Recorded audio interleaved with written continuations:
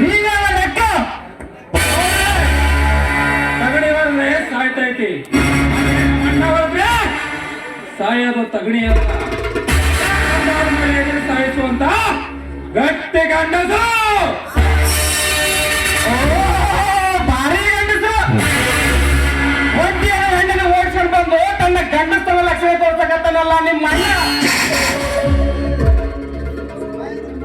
ನೋಡ್ರಿ, ಬಾಯನ ಮಾತಿಗೆ ಒಂದಿಷ್ಟು ಮಿತಿ ಇರಲಿ. ನಾನೇನು ಒಂಟಿಯಾಗಿ ಹೆಣ್ಣನ್ನು ಓಡಿಸಿಕೊಂಡು ಬಂದ ಹೇಳಿನ, ನಾನೇನು ನಿಮ್ಮ ಮಗಳನ್ನು ಎಳೆದು ತಂದಿಲ್ಲ, ಒಲುಮೆಯಿಂದ ತಂದಿದ್ದೇನೆ. ಅವಳ ಒಲುಮೆಗೆ ನಾನು ಸೋತಿದ್ದೇನೆ, ನನ್ನ ಒಲುಮೆಗೆ ಅವಳು ಬಾಗಿ ಬಂದಿದ್ದಾಳೆ. ಒಮ್ಮನಸ್ಸಿನ ಜೋಡಿಗಳಾದ ನಾವು ಹಾರಿ ಬಹುದೂರ ಓಡಿ ಹೋಗಬಹುದಾಗಿತ್ತು. ಆದರೆ ಆ ಹೇಡಿಗಳ ಲಕ್ಷಣ ತೋರೋದು ಈ ಧೀರನ್ಗೆ ಸೂಕ್ತ ಅಲ್ಲ ಅಂತ ವಿಚಾರಿಸಿ ಹಿಡಿದು ಬಂದ ಹೆಣ್ಣನ್ನು ಧಿಕ್ಕರಿಸದೆ ಅವಳನ್ನು ಕರೆತಂದು ಕೈ ಹಿಡಿದು ಮದುವೆಯಾಗಿದ್ದೇನೆ. ಇನ್ನು ಇವಳು ನನ್ನ ಹೆಂಡತಿ, ನಿಮ್ಮ ಮಗಳಲ್ಲ. ನಿಮಗೆ ಪ್ರಶ್ನೆ ನಮ್ಮಿಬ್ಬರ ಬಗ್ಗೆ ಪ್ರಶ್ನೆ ಮಾಡುವ ಅಧಿಕಾರ ನಿಮಗೆಲ್ಲ. ಸುಮ್ಮನೆ ಹೊರಟು ಹೋಗಿಬಿಡಿ, ಹೋಗಿಬಿಡಬೇಕೆ? ಏನಿದೆಯಾ? 10ರವರೆಗೆ ಒಬ್ಬ ಮಾಮೂಲಿ ಮನುಷ್ಯ ಮಾತಾಡಕತ್ತಾನಂದ್ರ ಏನು ಸುಮ್ಮನೆ ನಿಂತಿದೆಯಲ್ವ? ಕಾರ್ಯದ ಕೈಯಿಂದ ಬಂದೂಕನ್ನು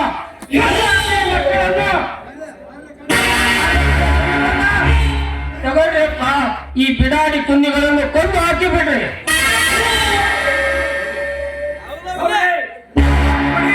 ಸುಮ್ಮನೆ ಈಗ ಅಪ್ಪಣೆ ಕೊಟ್ರಲ್ಲ, ಈ ನನ್ನ ಮಕ್ಕಳು ಮುಗಿಸಿಬಿಡ್ತೀನಿ.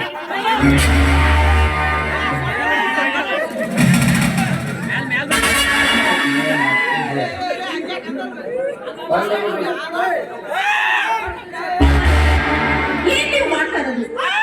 ನೋಡಿ, ಈ ತಲೆ ಸತಿಪತಿಗಳಾದ ನಾವು ನನ್ನ ಹಣೆಗೆ ಸಿಂಧೂರ ತುಂಬಿದ ಈ ಸಿಂಧೂರ ನೋಡಿ ನನ್ನ ಪ್ರಾಣವನ್ನ ನಿಮ್ಮ ಅಹಂಕಾರಕ್ಕೆ ಆಹುತಿ ಮಾಡ್ಕೋಬೇಕು ಅನ್ಕೊಂಡಿದ್ದೀರಾ? ಅದಕ್ಕೆ ನಾನ್ ಬಿಡೋದಿಲ್ಲ. ಒಂದು ವೇಳೆ ನಿಮ್ಮ ಹಠವನ್ನು ಹೀಗೆ ಸಾಧಿಸಬೇಕಾದ್ರೆ ಈ ಮಲ್ಲಿಕಾರ್ಜುನ ಸನ್ನಿಧಿಯಲ್ಲಿ ಮುತ್ತೈದೆ ಆದ ನಿನ್ನ ಮಗಳು ಇದೇ ಸ್ಥಳದಲ್ಲಿ ಮುಂದೆಯಾಗಲು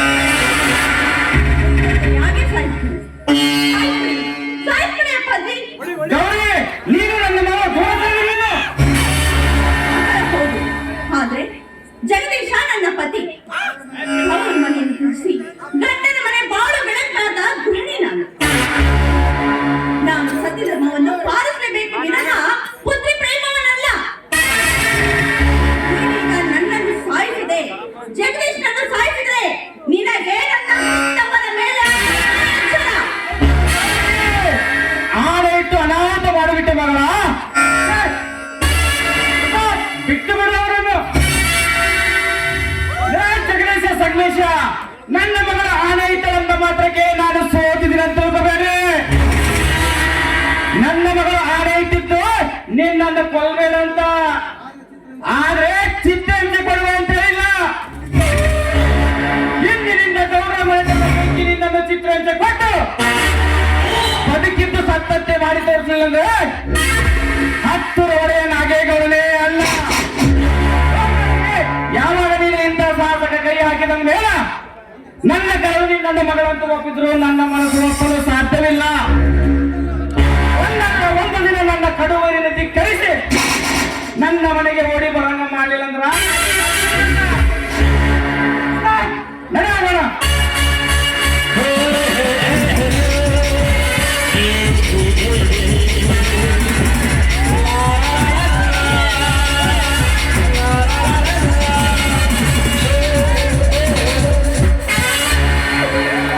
ಮಕ್ಕಳೇ, ನಮ್ಮವ್ವ ಆಳೆ ಇಟ್ಟಾಳ ಅಂತೇಳಿ ನೀವು ಉಳಿದ್ರಿ, ಇಲ್ಲದಿದ್ರ ಲೇ ಕಾರ್ಕುನ ಹೋಗಲಕ್ಕ ನಾವೇನು ಕೈಲಾಗ ಗಂಡಸರಲ್ಲ, ಬೇಕಾದ್ರೂ ತಡಿ ತೋರಿಸ್ತೇವೆ ನಿನಗ. ಆ ಗೌಡ್ರಿ, ಏ ತಮ್ಗಳೇ, ಗೌಡ್ರು ಇದ್ದಾಗ ತರ್ಪ ಮಾಡಕ್ ಬೇಕಪ್ಪ ನಮ್ ಜೋಡಿ. ನಾ ಬರ್ತೀನಪ್ಪ.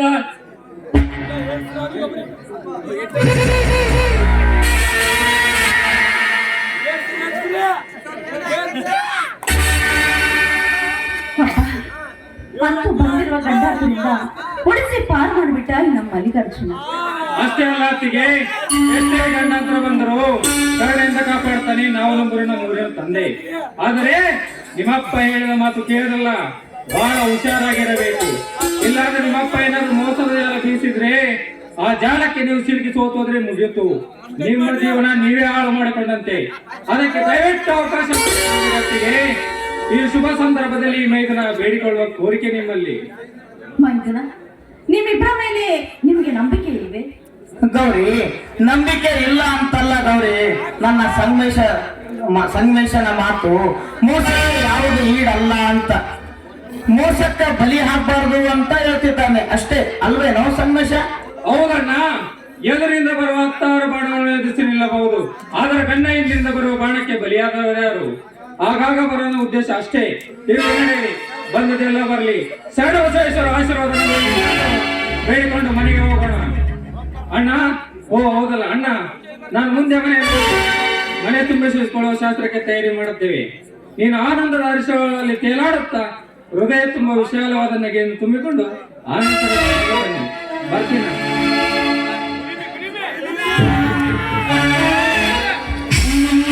ಶ್ರೀಮತಿ ಕೈ ಹಿಡಿದಾದ ನನ್ನಂತ ಗುಣವತಿ ಜೊತೆ ಬಾಳುವಾದ ದಿನವೂ ಆನಂದವೇ.